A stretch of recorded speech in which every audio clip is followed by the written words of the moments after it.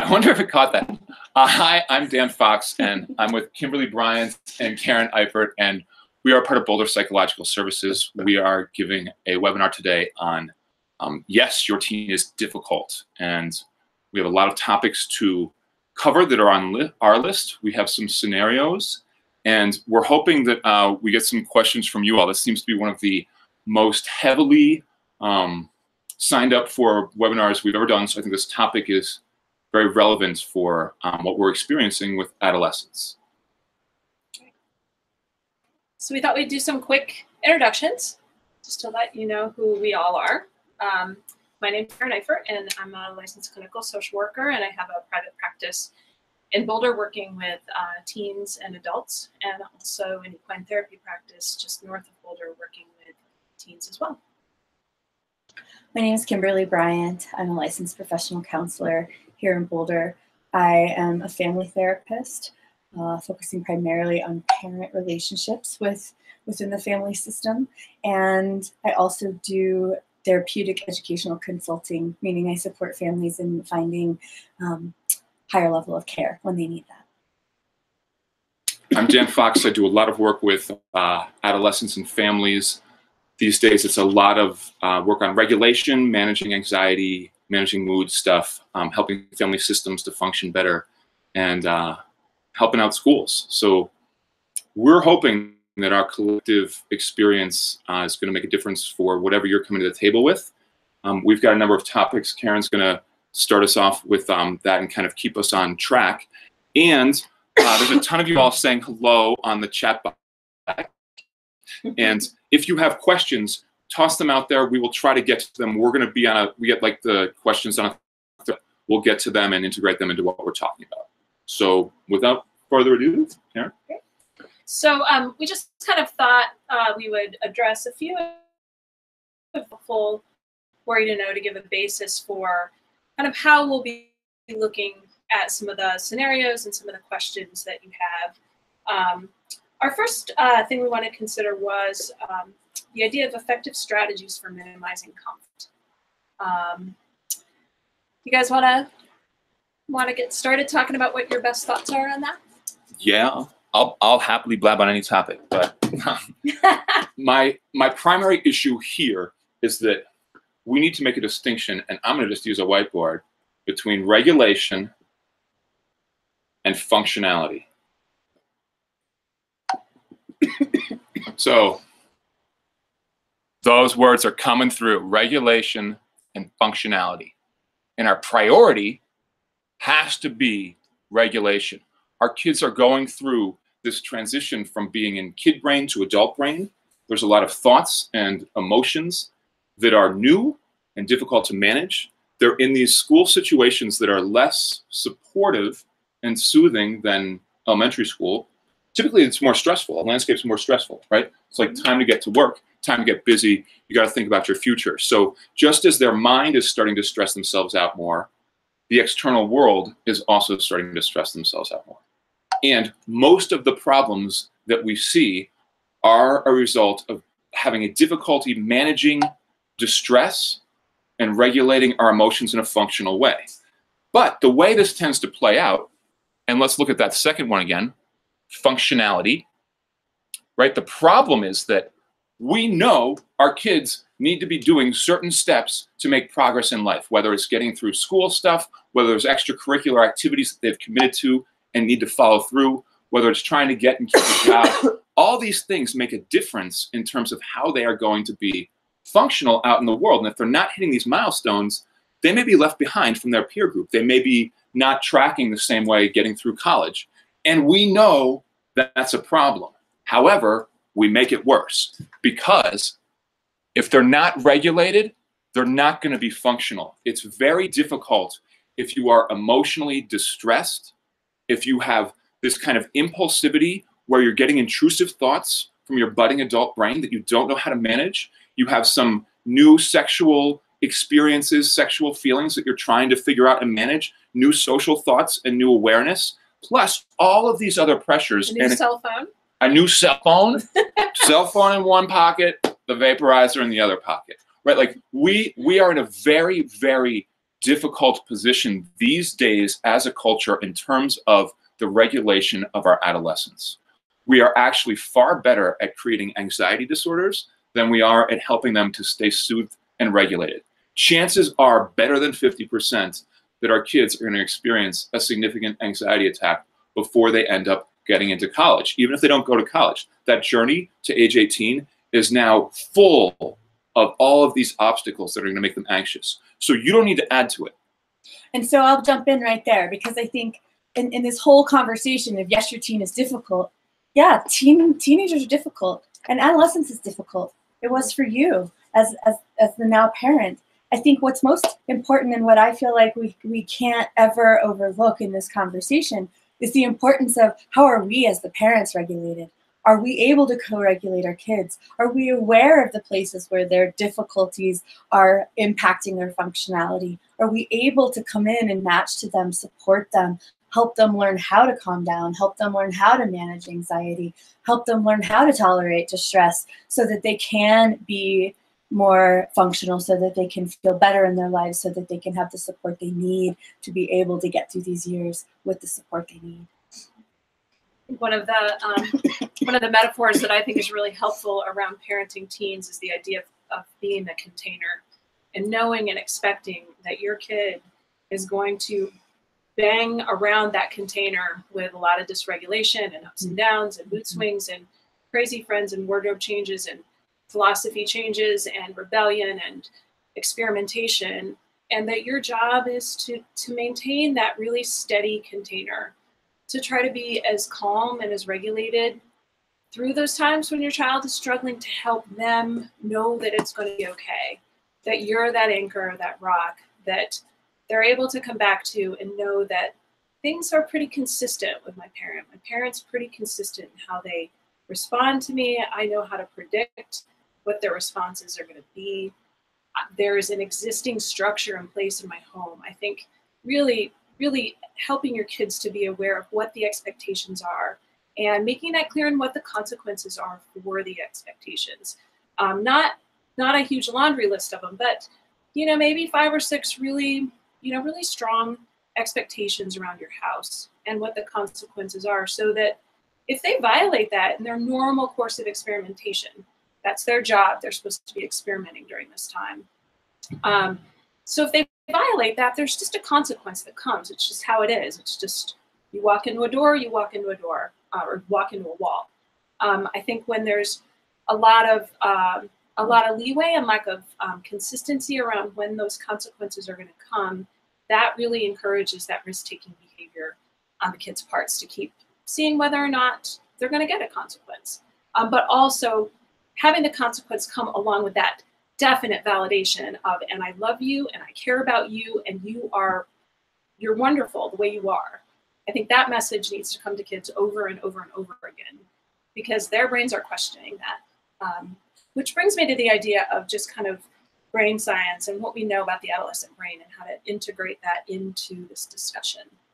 I think I want to kind of capture this conversation about minimizing conflict as we transition into brain-based interventions with our kids when they are struggling, and by just naming that oftentimes as parents, this transition into adolescence is met with a lot of the same practices that we had when our kids were little. We want to control their lives. We want to manage their behaviors. We want them to behave and do things a certain way that fits our expectation of how our kids should be.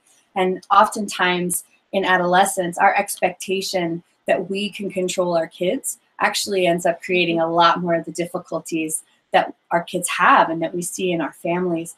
Part of our role as parents, as our kids are moving into and through their adolescence, and part of how we support their brains growing and becoming adult brains, as well as our parent brains being able to stay in the process with them in a healthy way, is realizing that we actually are lessening and loosening and becoming less and less capable of controlling our kids and their behaviors. And so then what? If I can't control my 16-year-old who's acting out, then what do I do? And I think that's where it's the crucialness of us learning how to align with our kids and affirm our kids and come into a relationship with our kids that's one of being parent mentors, being coaches, being allies in their lives, so that they do come to us when there's difficulties, stress, and conflict, rather than it becoming a power dynamic and push-pull between us and them. When I was thinking of that idea on my way here, this is a really basic part, but I think of even just how you start your day and how you start engagements with your kids, and thinking about that metaphor of walking into your work in the morning. And if you have a boss that sees you and immediately tells you what you did wrong the day before, has a sneer for you, tells you the laundry list of everything you have to do that day, that starts your day out in a really negative place. And I think something as simple as taking that minute when you first see your child in the morning, when they first walk in the door after school, softening whatever expectations you have and remembering how much you care about your kid and saying a really warm hello and just doing a check-in, that sets the stage for more positive interactions. And that respectful communication of, I really want to be respectful to you, and I'm asking that you be respectful back to me. We're going to work on that. I want to do a quick technical light thing that likes bothering me. Will you two look at the screen and tell me if this is okay, if this is off? Does that still? Absolutely. That's fine. That's fine? That's fine. Okay, cool. And I'm going to grab my brain on the way back. So. Yes. Look out, Dan's got his brain. I got my brain. We're in trouble. It's kind of Rasta colored. Right? I like this because the red part happens to be our frontal lobes. And, it's like metaphorically nice, because this is the part that as the adolescent brain is developing, this is coming online more. And it thinks abstractly, it thinks in concepts. And this is the part that makes us the most dominant species, because we're smarter than everything. We're not stronger, we're not faster, but we can get a gorilla into a cage because this operates and can think in really good concepts. Now, when we're little, this isn't very active. We know that now. We can watch the brain and what it's doing at younger ages, and this isn't very active. We're back here in our sort of sensory motor area, physical sensations, movement. The limbic system, our emotions, comes online. But this part that is the hallmark of adolescence is this chewing quality where this part of the brain is looking for conceptual issues related to survival. Because if we can somehow conceive of something that's a survival threat or a benefit and deal with it, well then we've been able to level up our fitness in the evolutionary game. That's why we've been able to dominate the world. But this part, by design, is looking for problems. It's chewing around these conceptual ideas of ourselves, other people, other institutions, and time, past and future. And it's not doing this in this fun way. It's doing this with a negative bias. It's looking for some kind of threat to our survival so that it can outsmart the threat, take care of it, and not celebrate, but then go to the next threat on the checklist. So if you've ever heard of like that hierarchy of needs from Maslow, that in adolescence is our hierarchy of things to stress out about. And there is an endless list for our teenagers. So essentially what seems to be happening is that we're turning on this part of the brain that starts to just chew and create anxious and depressed thoughts and feelings. And that is by design. That part of the brain is doing what it should do, but now our world is so sped up and there's so much pressure and there's so much dysregulation in terms of understanding our moods and managing them and connecting with people because of smartphones, we're in quite a pickle. And the real pickle here is that that part of the brain is sounding off all these alarms. It keeps finding things to worry about. And then it dysregulates this part of the brain, our alarm system, which freaks out. And that sends adrenaline into our system. It turns off this nice front part, which is the part that needs to stay online. We need to somehow stay relaxed so that the part that conceived of the problem can actually use its conceptual mind to feel what's going on and deal. But our kids don't do that. We're not wired to do that. We're wired to come up with a threat and freak out because that's a better survival system. And 1,000 years ago, it was great. And you know what's so cool about that, Dan? Is that actually, although our kids are not necessarily wired for this kind of, we call it the lizard brain, the reptile brain, the fight or flight, the freeze part of the brain, You know, as all this is growing, it's not all integrated and wired yet. But what we know is that when any of us, kids especially, feel safe in relationship, when they feel like, oh my gosh, like no matter how crazy it is out in the world, I can go home and my mom's gonna get me. I can talk to her about this stuff. My dad's gonna sit down and really want to understand what was tough for me today. Wow, all of a sudden, we're supporting our kids' brains and wiring all of this good, yummy stuff together. So the part that's trying to figure out how to overcome the threats and actually has the wisdom and knowledge to figure out how to do so, and the part that's actively like, the world's scary, all these things can get to work together and start to really integrate and wire together when our kids have a safe place where they can go, when they have belonging in relationship in their families, when they don't feel like they have to hide or pretend or fight against their parents. Yeah, I think that keeping in mind that lens that we as adults are processing things through our front brain, through our prefrontal cortex, it's much more logical. We can look at past experiences and current or future goals and kind of come to a synthesized idea of how we want to proceed on stuff.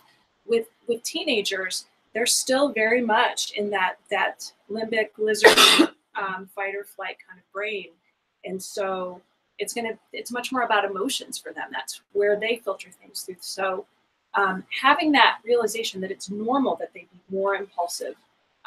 They actually have a harder time reading social cues. They're more prone to accidents. They're more prone to fighting. They're more prone to risky, dangerous behavior. It really, those thrill-seeking behaviors are very rewarding to the adolescent brain. And so that's actually really normal. And to keep that in mind, instead of expecting them to be little adults that are thinking the same way that we are. And to help facilitate that calm that helps them to make those connections to their frontal lobe.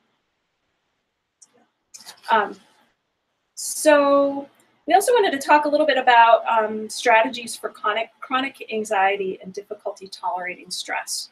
We've been touching on that a bit already.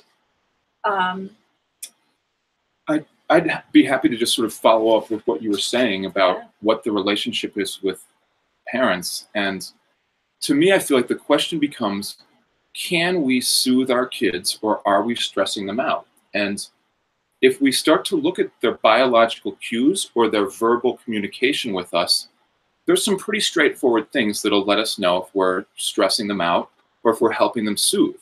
We actually were really good at this when they were like 2, 3 years old, right? We know a distressed kiddo. We know how to soothe them. We can feel it biologically when we pick them up and snuggle them.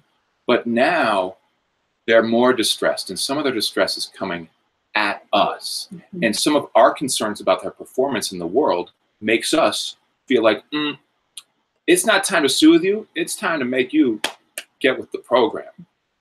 But if we can't soothe, we actually can't help them with the program. And soothing is fundamental. And if our kid is experiencing some chronic anxiety, we need to figure out if they can't soothe themselves in a regular, fundamental, sort of consistent, reliable way, we need to create that dynamic with them so that we can help them just the way if we had a 2-year-old and they were having a hard time soothing themselves, we would get in there and we would keep at it and we would find a way. That's where I think we need to head with our kids in this early adolescent stage where they are so dysregulated and overwhelmed. If we can't provide a path forward with our hopefully better regulated adult brain, then it's going to be very hard for them in their world to manage. And so there's a value for us as parents in slowing down as we're having this conversation and checking in with ourselves around how are we able to take care of ourselves and manage ourselves when our kids are having behaviors that we don't like, when our child is really struggling and we can't figure out how to support them and help them, when the principal calls and says, you need to get in here, we've got issues, when our child is struggling to keep their grades up for whatever reason, when they're ditching classes, or they're really just having a hard time learning. What comes up for us as parents? And so before we're actually able to intervene successfully when our kids are having difficult times, having risk behaviors, we have to start first with ourselves. What's going on here before we can actually go into connection with them and support them in creating something different for themselves. Well, and what we know about the brain is that when we feel really put on the spot, our fight or flight system comes on board. So being aware as parents when your fight or flight is activated, when your kid has said that thing that just gets you, that really makes you angry, when you're really not liking your child, which is super normal, and having that awareness and being able to take some space, because what we know is that when we're in that fight or flight mode, our brains aren't working as effectively. In that mode, our ability to problem solve, to think rationally, is really diminished. And so we need to get our own fight or flight back or offline and our frontal lobe back online before we engage with kids around difficult subjects. And also keeping that in mind for your child, that if they're really dysregulated and you're going in with a consequence or a critique or feedback, they probably can't hear it. And really modeling that idea of, you know what, I actually have to take some space right now and kind of calm down. I'm feeling kind of upset. But then we can come back together and have this conversation, and really being consistent with making sure you do come back together. So it just doesn't mean that when your child gets dysregulated, the topic's off the table and they're done. But that whole idea of we're going to come back together when we've calmed down and we're going to come up with a solution. Back when I can like see the kid I like in there and be able to breathe and think more rationally about it. There's a great quote that someone put out here. This is from Toni Morrison. This just embodies what we're talking about. When a child walks in the room, your child or anybody else's child, do your eyes light up? That's what they're looking for. Yeah, I like that. Right. And it looks like there's no questions so far, so I guess we're answering every one of your concerns. But if you have more, put them out there. So I just want to comment just a little bit on the expectations piece. And we live in a society that's so busy, and there's so many great things for kids to take part in. And you know, we see both ends of the spectrum. We have some kids who are totally isolated and not engaging much. And then we see kids that are really so scheduled in activities and friend time and phone time that they don't ever have that time to kind of downregulate. And you know, you think of that time when those of us who didn't grow up in a technological generation, but that's probably not a good way to say it. But you know, you think of that time that we all had as adolescents to go back to our rooms in the evening and think through our day and be away from our friends and listen to music and cry and write things and process through and learn how to regulate our own emotions. Our kids now don't have that as easy a path to do that. And so we need to really help them to find ways to be able to calm and down regulate. And as parents, really looking at how scheduled your kid is. Can an anxious child really handle having 4 nights a week of activities and weekend activities? I think it's really difficult for them. Yes, we've got a question here that's about how do you ask how your kid is doing without asking questions? My kiddo says she doesn't want me to ask questions, which sort of speaks to that greater challenge of our kids at this age starting to feel like they're under this microscope and everybody's judging them. And if their friend was like, hey, how's it going? It would be fine. But if we as parents or other adults are like, hey, how's it going? They kind of hear it through this new, like, ooh, I'm getting judged again. And the adults are going to start telling me like stuff I should be doing differently. I think there's a real value. You know, I think oftentimes parents are talking about how, you know, my kid's pulling away, my kid's not talking to me anymore. If I ask how they're doing, I get the sharp, like, fine, good, leave me alone. My kid's spending more time in their room, isolating. I think all of those things are really normal, beautiful things about adolescence, as our kids are naturally supposed to start pulling away from us, getting ready to become adults and launch and fly as a nest, right? And I think there's a fine line and a balance that oftentimes is a good assessment for us as parents about how our kids really are doing, around how often are they coming to us. And more as they get older, part of our job is to tolerate the distress that comes up for us of not knowing what's going on in their lives, being able to honor that they have lives that are separate from ours and give them that space and privacy. And so there's, you know, oftentimes with families, I'm finding that we're working on what's that sweet spot between stepping in. You can't stop trying to engage with your kiddo, and you also need to allow them the space to come to you instead of you always being the one to come to them. And I think of the the value of silence in some of that and just being with these kids. I think that that's part of what I do with equine therapy, and something that I really love with that is there's this horse that we can kind of focus on, but we can be together, and we don't always have to be talking about how they're feeling and what's going on with them. But there's that ability to down-regulate together, to do something fun and laugh. Laughter is wonderful for down-regulating. It helps the body to relax. To be able to sit and watch a television show with your child and just enjoy each other and laugh. And the ability to take a ride in the car and listen to music together.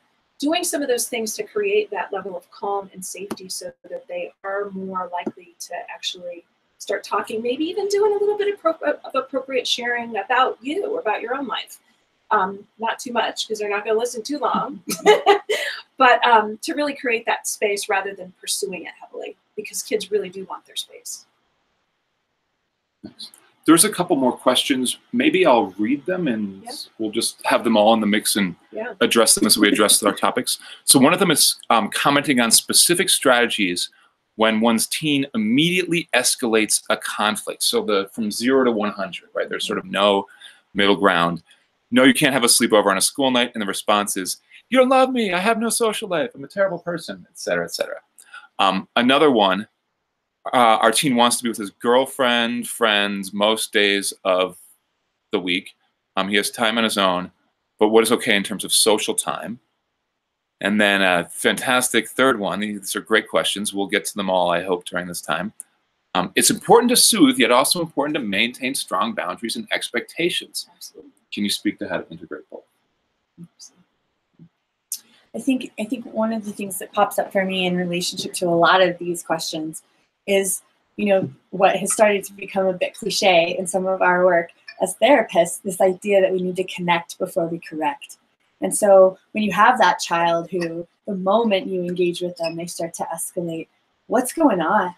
I think so often we're focused on the behavior that is right in front of us that's creating our own, whoa, what's going on? Whoa, my kid's not okay. Whoa, that doesn't feel respectful to me. And so in that moment, we're relating to the behavior, and we oftentimes miss, whoa, what's going on underneath that? What's driving the behavior? And so if we can continue, and this is different in every relationship, this would be different with me with you, or me with you, right? What is that to connect around? What's really going on for you? Whoa, I just saw you get so upset with me. I'm so sorry you're getting so upset with me. I want to know more. What's happening for you right now? Did something happen today? And oftentimes our kids are going to keep pushing. Leave me alone, blah, right? But that's part of our work. How do I stay calm so I can keep trying to find the creative ways to understand what's underneath this behavior? Because as we seek with curiosity and love and compassion to understand why the behavior, instead of just addressing the behavior, we're going to start to be able to help our kids regulate better. Well, and paying attention to whether or not that behavior, that immediate escalating kind of behavior has worked for them in the past. Has it been a situation where the louder they scream, the more likely it is to get what they want? It's not always the case, but sometimes it is.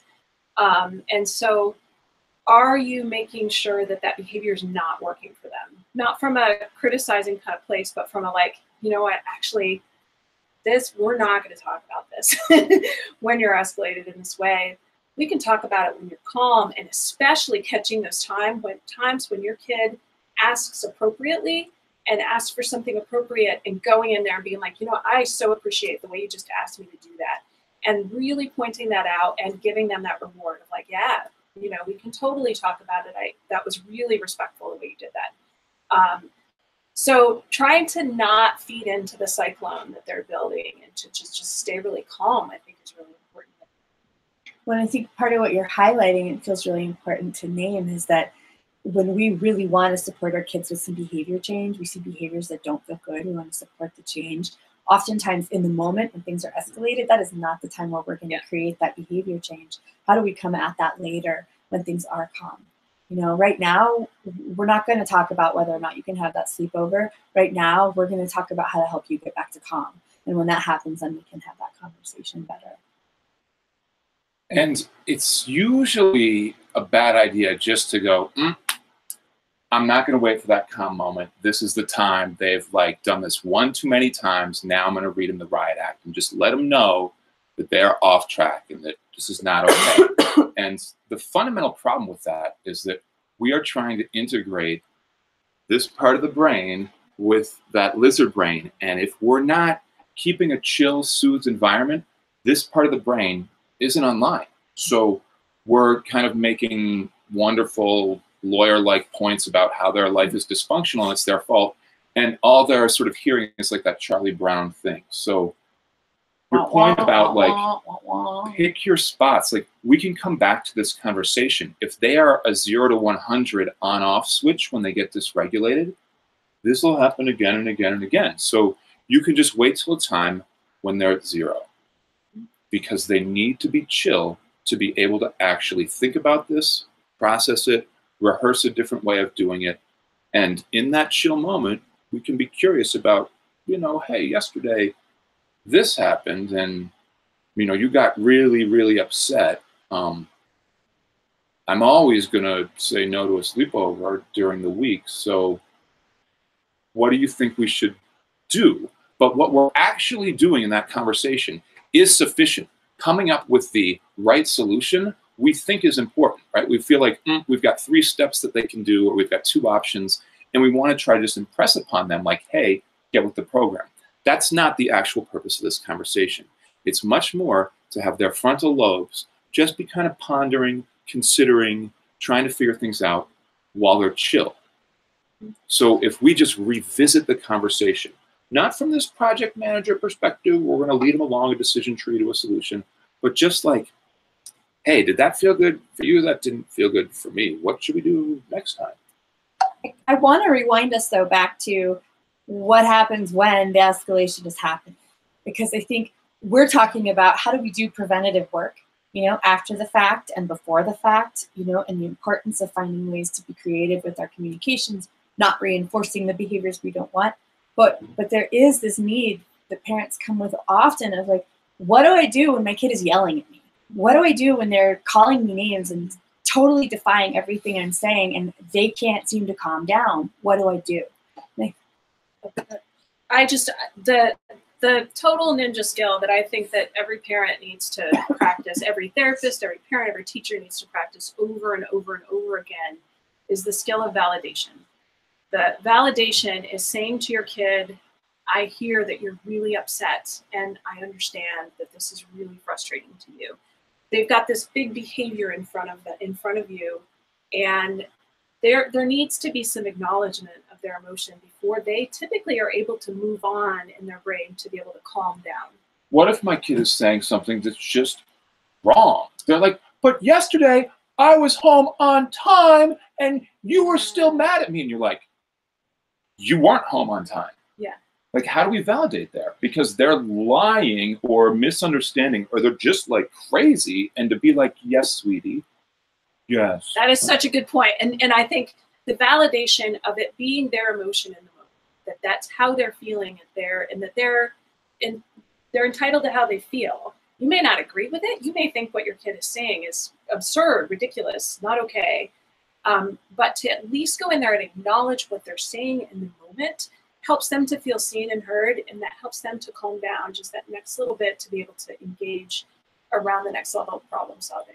So what if basically what they're saying is all of my problems that you're mad at me about now are your fault because you're a horrible person? I understand you feel like right now, and I'm so sorry it feels so bad. And to just kind of be able to go along with what they're saying in that moment and hear it and let them know that you've heard it. That's more about validation than you don't have to agree with them. You just have to hear it. And I don't think that this can be ever stressed enough.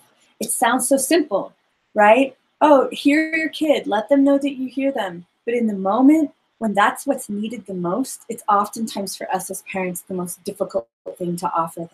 And so this is why, you know what you said, Karen, practice it. Practice it with your friends and your coworkers. Practice it in the mirror with yourself. Wow, like I really hear that you're having a hard time.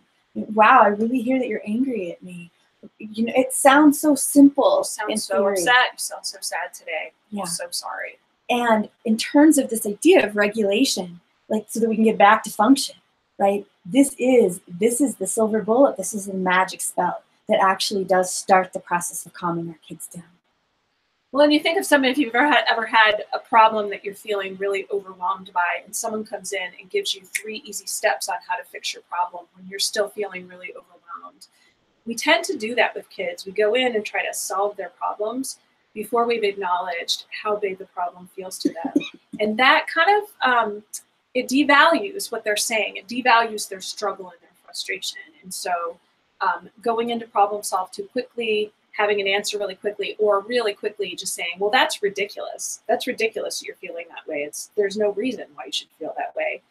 Again, devalues how they're feeling. And we want our kids to be able to understand what they're feeling and why they're feeling it. Being able to increase their emotional awareness really will help them form those skills to get their frontal lobe on board.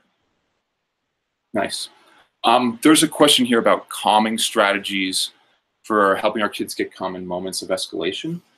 And one thing I want to bring up in regards to that question is that our kids more and more have 2 calming strategies, one's in each pocket, and they're both set up deliberately to give little dopamine hits whenever we need them. So we've got our phone that can ward off boredom, frustration, social anxiety, loneliness. We've got our vaporizer pen or our Juul or whatever it is that so many kids these days in middle school and high school and college have access to. Or maybe their boyfriend or girlfriend. Or maybe their boyfriend or girlfriend. And both of those things are providing a quick little relief from distress, from awkward, difficult emotions, from having to deal with that angsty stuff that you were talking about earlier. When we were kids, well, what would we have to do if there was nothing really going on? We couldn't get in touch with a friend. It was the evening time. We would have to deal with our angst, our boredom, our loneliness, and somehow internally figure out how to chill, figure out how to regulate our emotions. But if you've got those 2 things in your pocket, or even just the phone, get rid of the vaporizer, because everybody's got the phone. Now, that's sufficient for a whole lot of low-level stresses. Yeah. But then you get a big one. Oh my gosh, I want to go do this with my girlfriend. You're not letting me. She's going to break up with me if you don't let me.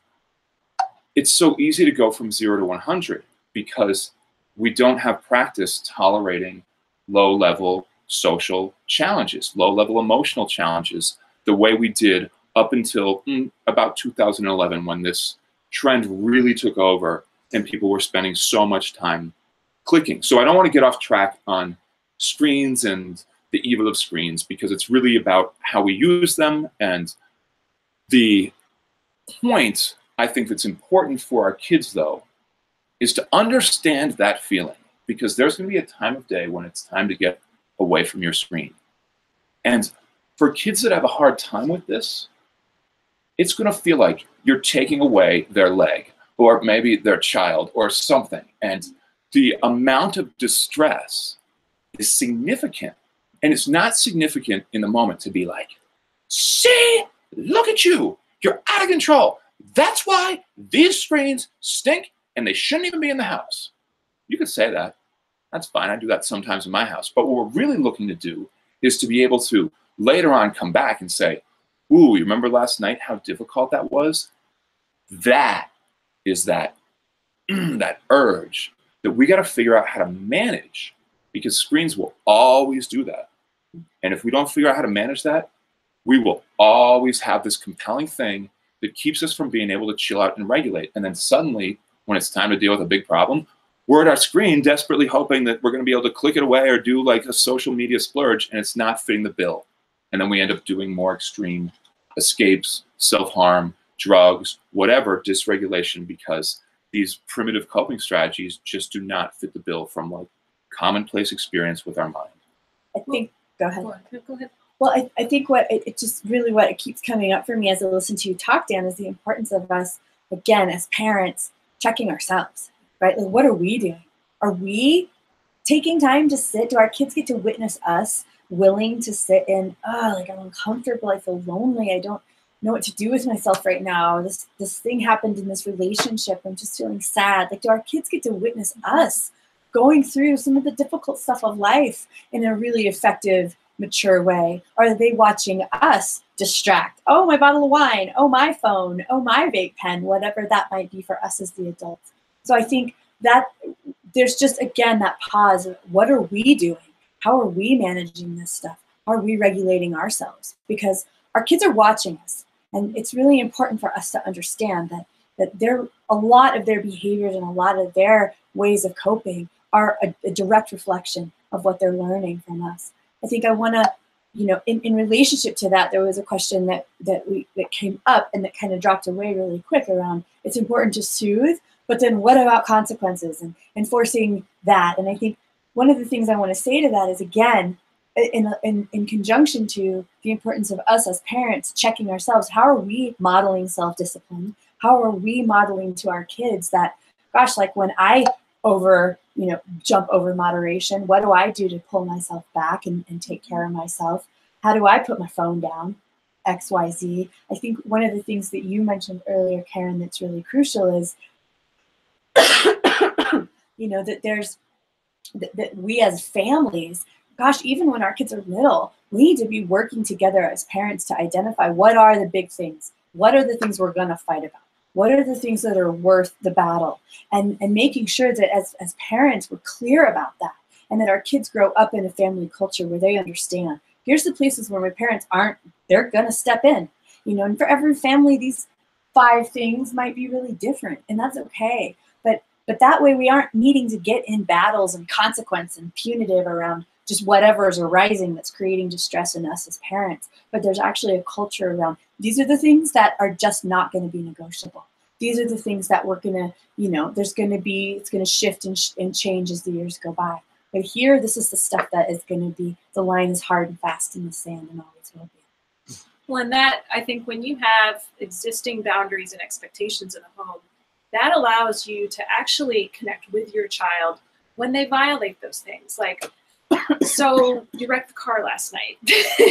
Wow, you must be really upset. And the deal is that you get grounded from the car for, so you're able to actually have that boundary exist separate from your relationship with the child in that moment. You can actually kind of connect with them around the frustration and difficulty dealing with those things as an adolescent. And the more they know those are there, the more you can actually be with them through that process instead of needing to be the bad guy all the time.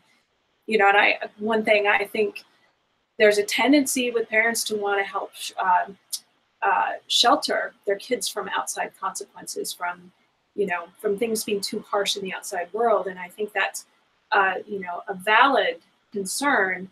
But sometimes I think there's a tendency to shelter kids from natural consequences that would come outside of you. And you're missing valuable opportunities if you're in there keeping your kids from ever getting a failing grade or ever getting in trouble or having problems with peers, because those are such valuable learning experiences for them. And you can just be with them, be like, oh, wow, that must be really a frustrating thing to have failed that class. What do you think you could have done differently?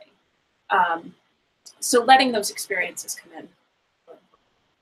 We got a great question here. My teen wants to be left alone all of the time. Yeah. I've been more aware and have given her more time without my presence, pestering, whatever, but she still screams at me when I walk by her, even if she's in my bathroom, that why can't I just leave her alone? Her father and I have been divorced for a while, and supposedly there's no drama at his place because he leaves her to be most of the time. So I feel like we've got 2 issues here that are interacting. One is the dynamics of a divorce situation and how that plays out on a teenager. And then the other is that sort of leave me alone kind of like key message that we start to get from our teens, where it almost doesn't matter what we do. It's like any expression gets that fiery feedback. That's a hard one. I think it's a really rejecting feeling as a parent to keep coming up against that over and over again. And I'm glad that you're still trying to engage. Yeah, don't stop trying. Yeah, and this sounds like a case where it might be really beneficial to consider getting some support for your daughter. Finding a way to get your child wrapped into relationships with other adults if she's not willing to engage with you right now, that she can develop and have that kind of adult support, maybe even in an effort to bring the 2 of you back together into relationship. I think that the divorce piece is really crucial in this dynamic, you know, and she might be really harboring a lot of despair herself that she doesn't know how to tolerate or navigate in relationship with you and or even in relationship with herself. I think that's a great time to consider bringing in an outside person, whether that's a, you know, really appropriate aunt and uncle or friend or something like that, or whether it's a therapist or school counselor. Because there's also a possibility that there's some kind of communication thing that's happening between the two of you that is really shutting things down and that you may not be aware of. And so it's often possible through a third party to identify how you might be able to tweak communication so that it feels better for both of you and not so intrusive. You know, I feel like one of the big challenges is that there's a point at which our kids are kind of, it's hard to kind of feel loving and warm because they're attacking, and it's like we're either defensive or sort of feeling like we want to attack back.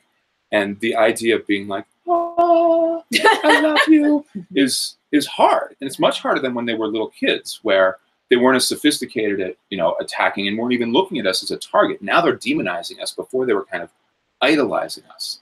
So I feel like one of the big challenges is, can we find ways to just be expressive and loving in the moment with our kids? Because a lot of times in adolescence, when there's heavy conflict, there's really no sort of underlying, just quick check-ins, smiles, hellos. It's just this tense thing. And when we finally get a little tiny window of time with them in the car, or like 5 minutes where we have their attention, we've got this list of like the 20 urgent things that we haven't been able to talk about. And it's like, and that is so necessary as a, like, this is what we've been holding as parents. But the experience from the adolescent is like, oh my gosh, like, leave me alone. No one in my friend group does anything like what you're doing. So the idea that you're doing this and I'm supposed to like enjoy it? No. And then you have the added dynamic of, in a divorce situation, if you're sort of frustrated, there isn't this kind of repair work. It's easier for the kiddo to just hold it, go back to the other house in a little while, and just sort of stew in this environment that's different. Even if there's no active sort of interparental conflict, there's often just this dynamic where kids are more able to kind of split energetically and not feel like, ooh, at the end of the day, I probably should go back in and own my part of this conflict. It's too easy to go, I'm going to just go over to this other place where I don't have to own any part of anything and just blame the parent that I'm mad at. I think one of the things that's important to keep in mind is talking to your child as if they are the wiser, smarter, stronger, more mature child in them. And you know, kind of taking that opportunity to fly up to 10,000 feet periodically and be like, okay, when my child is 30 years old and has made this successful life for them, how will I look back on these teen years and these struggles, and be able to kind of put that in perspective a little bit and keep reminding your kid of the kid that you know who's in there. Reminding yourself of those sweet, wonderful qualities that this kid had as a child, because you may not see much of them for a number of years. Right. And it can be really, really difficult to be battering up against that every day, but to continue to remember what you like, what you love, what's really important to you about this child, and talk to that part of them. Because if they get used to being talked to as the slacker that's failing school, that's, you know, getting in trouble, that's not doing the right thing, they're going to instill a lot of shame, and shame being the idea that that I am bad, versus guilt, which is I did something bad. And adolescents are wired for shame. That is part of that chewing in the brain that Dan was talking about earlier. And so we really want to keep reminding our kids that we see that good, strong, positive part of them, even when they don't. Yeah, really. There was a third person who asked a question after the one about the boyfriend or girlfriend that I can't remember when we got back to. Yeah, there was a flurry of three. That was the teen wanting to be left alone. Okay. But there's a new question down here, which is, what are some specific activities that teens can do or learn to self-soothe if they aren't on their phones, for comfort and support, what should they be doing? I want to talk really quickly about one that you don't have to teach them, but you can model that for them, which is just the act of slowing down your speech and breathing. Very often kids aren't very responsive to suggestion. And the thing that can be really helpful is just noticing if you're talking really fast and take a really deep breath and calm yourself and slow down your speech. And to keep emphasizing, if you've got a kid who can hear that, just that idea of like, okay, let's take a deep breath. Let's go for a walk around the neighborhood.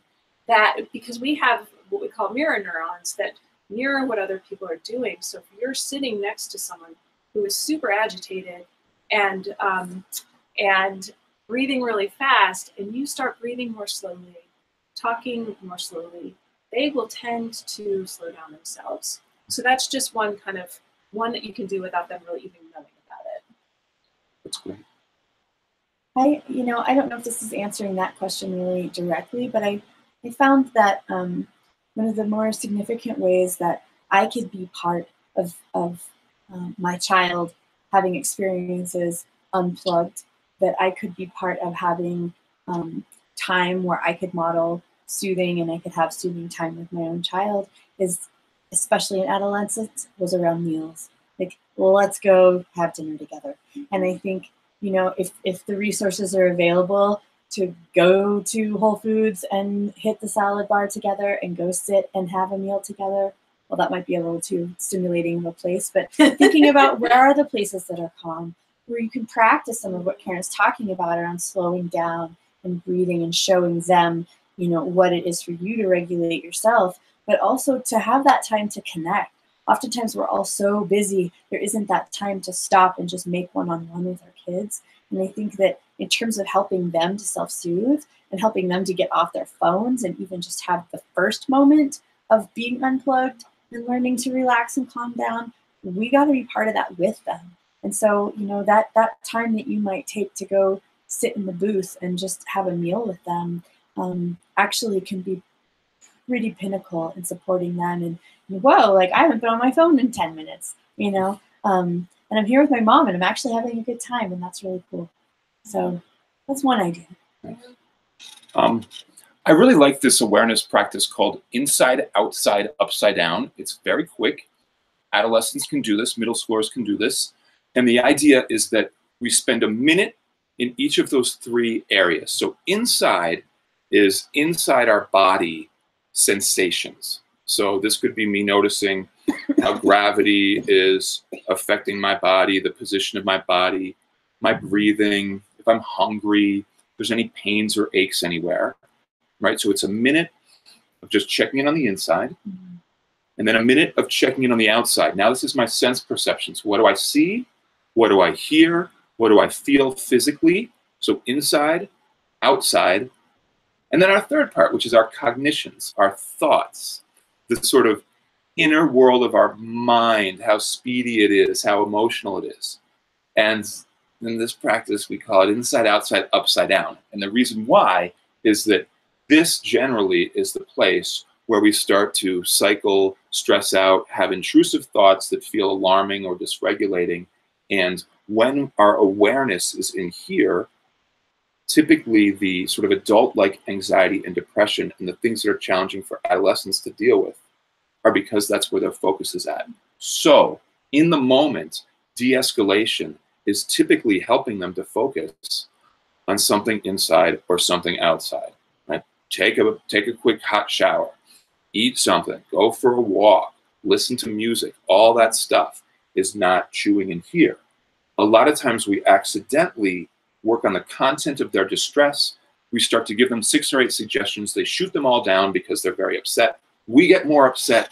We're accidentally dysregulating them more, and it's not soothing.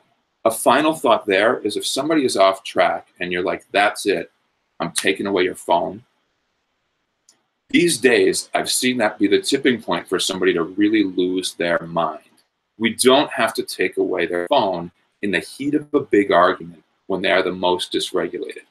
If they need to lose their phone, wait until breakfast time when they've had a good sleep and you've like fed them some food, because these are those moments where late at night, you're trying to call somebody on some social thing they messed up on, some academic thing they messed up on. They might already be feeling the academic pressure or the social fallout, and now we take their phone away. So the one thing that's going to be their go-to in terms of trying to regulate is gone, and people can go through the roof. I've seen it happen. In fact, some of these apps are designed to make us freak out if we don't relate to them every day. So you might not know this, but Snapchat is something that if your kiddo is on that social media app and you take the phone away from them, if they don't have some sneaky way to get on the internet, they will lose their minds because you're destroying their streaks. And somehow that feels incredibly socially important. So I've actually suggested to parents, check out this wonky suggestion, that if you're taking away their phone, that there's a Snapchat exception, which is that they get 5 minutes a day to just update their streaks so that you don't socially devastate them, have them flip out, run away, do some self-harm, or throw something at you. Now, a lot of times when I suggest that to parents, they go, wait a minute, now we're teaching them that they can just whine and moan and get dysregulated, and we're going to reward that. And that's where I feel like we need to go back to what are our priorities. Regulation is our priority. Functionality will come when regulation is in place. So if our kid is so dysregulated that they're ready to throw something at us, we do not need to be like, all right, now is the moment where we're going to just like discipline you on your social media behavior. It's not the moment. The moment is to chill out. Gosh, I feel like we could do a whole webinar just on that, Dan. Yeah. Yeah. Yeah, it's an important topic. And We got a minute or two here. And I guess in closing, I want to just put out there to everybody who's here with us today that, oh my gosh, parenting is so hard. It is so hard. And if you're really here doing the work of being a good parent, you're doing the hardest thing there can be. And so we got to be gentle with ourselves. You know, we can sit here and talk about all of this from this lens of working with families and you know what we know can and can't work. But in the moments when it's our own kids, you know, we're in it too with you guys. This is hard stuff. So we have to be gentle with ourselves. Keep having these conversations. Keep finding the resources and the supports to keep this dialogue going. It's not just something that an hour of listening to us is really going to give you all the answers you need. It's an ongoing process every single day. Be good to yourselves. Good point. Yeah. Just a couple quick logistics. If you are interested in getting more information, we have a YouTube channel, Boulder Psychological Services, and also our website, boulderpsychologicalservices.com, that has a lot of information about treatment issues, topics in psychology and psychotherapy, as well as the list of our providers and their specialties, and the talks that we're doing locally in town at schools and libraries. So be sure to check out boulderpsychologicalservices.com and our YouTube channel. We hope this was helpful. Thanks for listening. Thanks, you guys. Bye-bye. Bye.